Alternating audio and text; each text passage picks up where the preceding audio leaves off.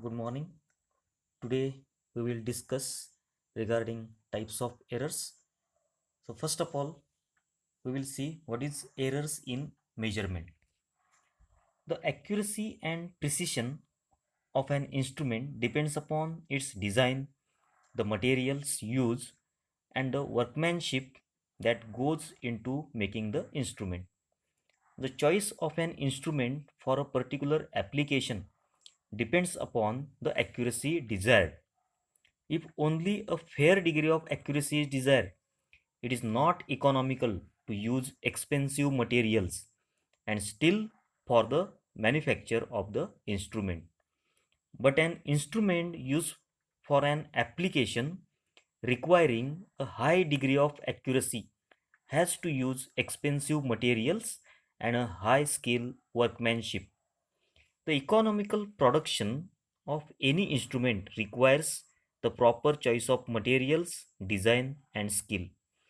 In order to assure the purchaser, the manufacturer guarantees a certain accuracy. In most instruments, the accuracy is guaranteed to be within a certain percentage of full scale reading. Components are guaranteed to be within a certain percentage of the rated value. Thus, the manufacturer has to specify the deviations from the nominal value of the particular quantity.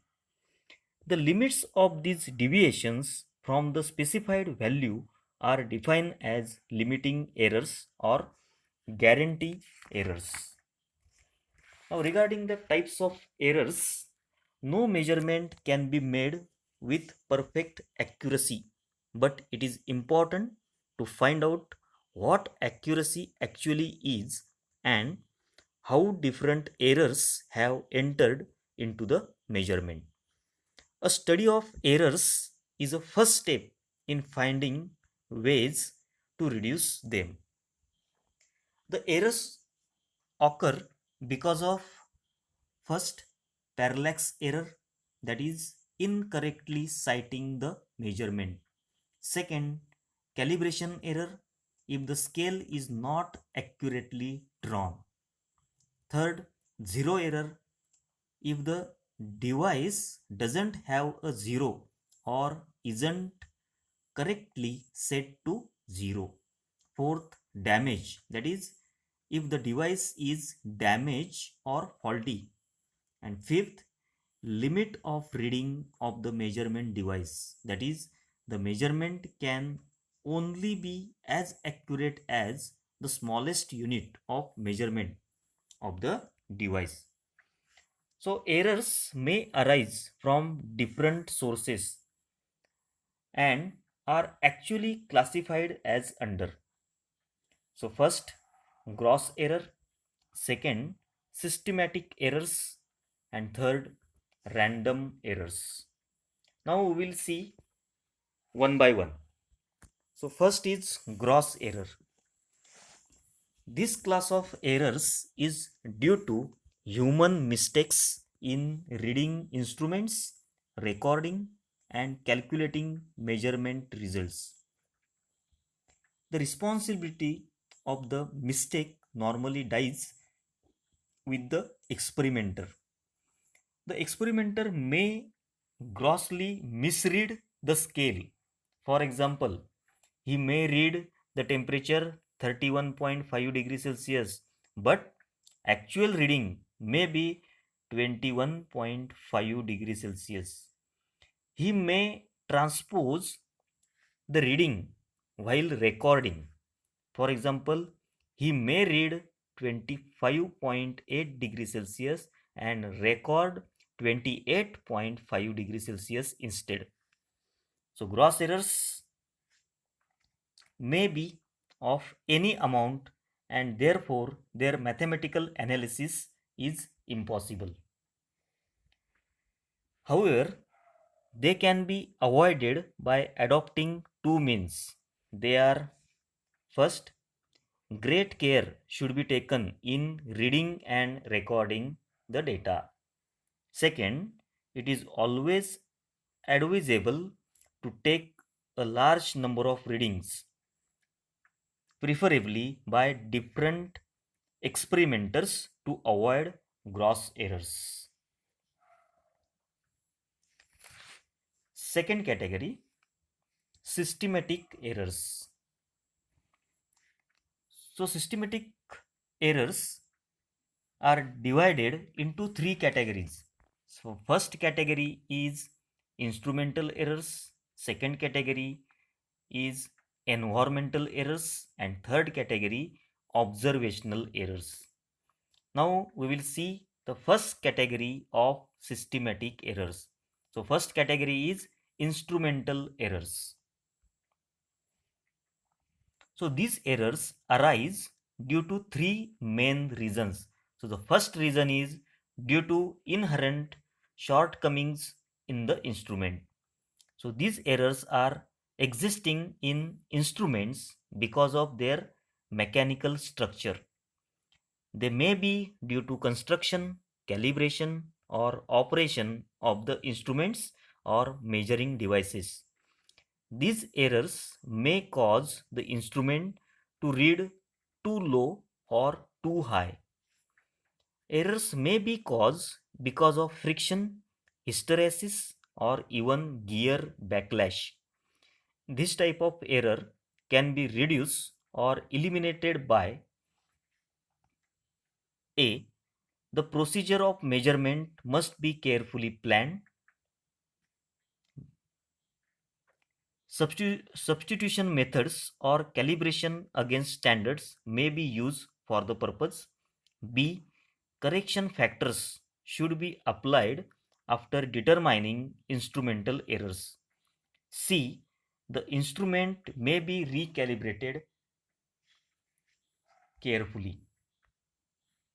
Second reason, due to misuse of instruments. Too often, the errors caused in instruments are due to the fault of the operator than that of the instrument. Examples may be failure to adjust the gyro of instruments, poor initial adjustments, using leads of too high resistance, etc.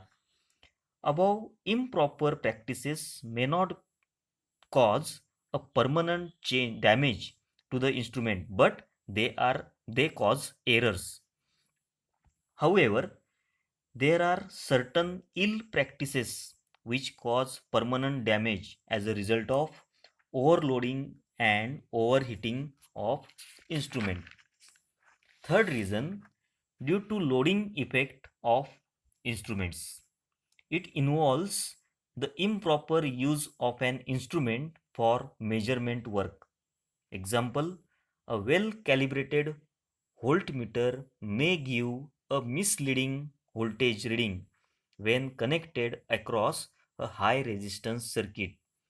The same voltmeter, even when connected in a low resistance circuit, may give a more dependable reading. So, this is regarding the first category of systematic error is instrumental errors. Now we will see the second category of systematic error is environmental errors. These errors are due to conditions external to the measuring device. It includes the conditions in the area surrounding the instrument. This may be the effect of temperature, pressure, humidity, dust, vibrations, or of external magnetic or electrostatic fields. The corrective measures employed to eliminate or to reduce these undesirable effects are: first, arrangement should be made to keep the conditions constant as possible.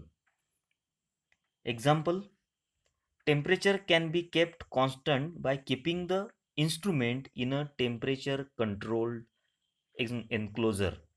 Second, the effect of humidity, dust, etc. can be entirely eliminated by hermetically sealing the equipment.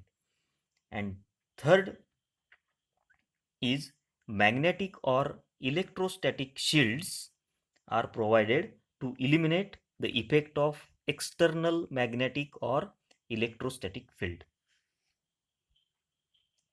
Now the next category of the systematic errors is observational errors. So there are many sources of observational errors.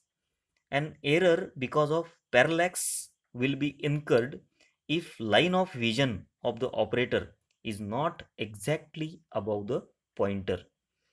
To minimize parallax errors, highly accurate meters are provided with mirrored scales.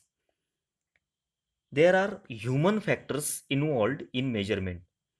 No two persons observe the same situation in exactly the same way for small details. When sound and light measurements are involved, produce different results since no two observers possess the same capabilities. Now these type of errors can be eliminated by using digital display of output. Now the next you can see the example of the systematic error. Here in graph, full line shows the systematic error in non-linear instrument, while broken line shows response of an ideal instrument without error. So this is an example of systematic error. Now the third category of the type of error is the random error. So it is also called residual error.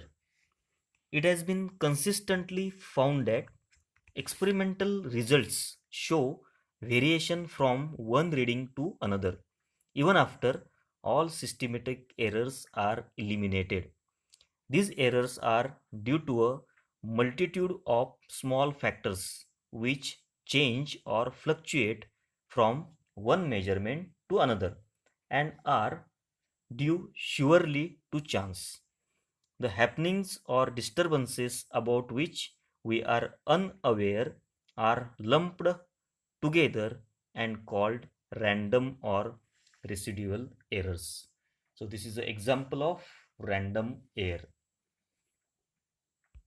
So this is regarding the types of errors. Thank you.